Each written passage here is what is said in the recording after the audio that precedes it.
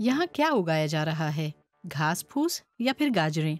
यहाँ इस खेत में एक प्रोटोटाइप की जांच की जा रही है। उम्मीद है कि ये टेक्नोलॉजी वीड्स या घास फूस की पैदावार खत्म करके फसल को बेहतर बनाएगी।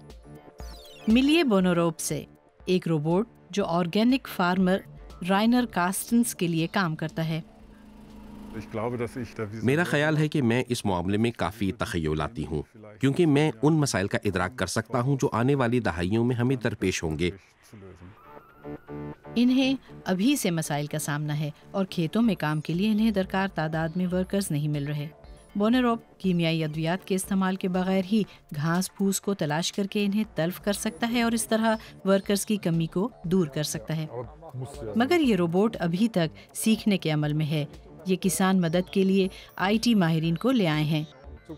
आप समझें कि एक तस्वीर है जिस पे सब्ज मार्कर से निशान लगा है और एक पर सुर्ख रंग के मार्कर से, और फिर हम इसे बताते हैं कि ये गाजर है और ये वाली घास फूस, और फिर हमारे पास मार्कर के निशान के बगैर तस्वीर हैं और हम रोबोट को बताते हैं कि वो इन चीज़ों को तलाश करे।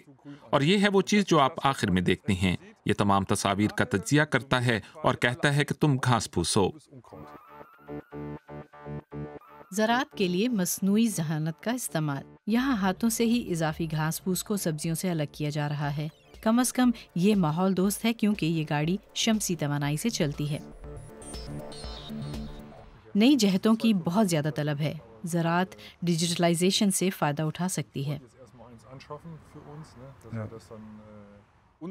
हमारा ख्वाब है कि हम एक छोटे से ट्रक के साथ यहाँ आएं, दरवाज़ा खोलें और फिर 100 ड्रोन खेत के ऊपर परवाज़ शुरू कर दें और हर चीज़ खुदकार तरीके से करते जाएं। तो ड्रोन ये मुश्किल काम कब तक करने लगेंगे? ज़राअत से मुतालिक मुलाज़मतें किस तरह तब्दील होंगी और कितनी बाकी रहेंगी? लाइव स्टॉक और खुराक की फार्मिंग के लिए डिजिटलाइजेशन का क्या मतलब है? हर चीज़ का इन्हिसार नई तकनीकी जिद्दतों पर है और इस बात पर कि हम इन्हें किस तरह इस्तेमाल में लाते हैं।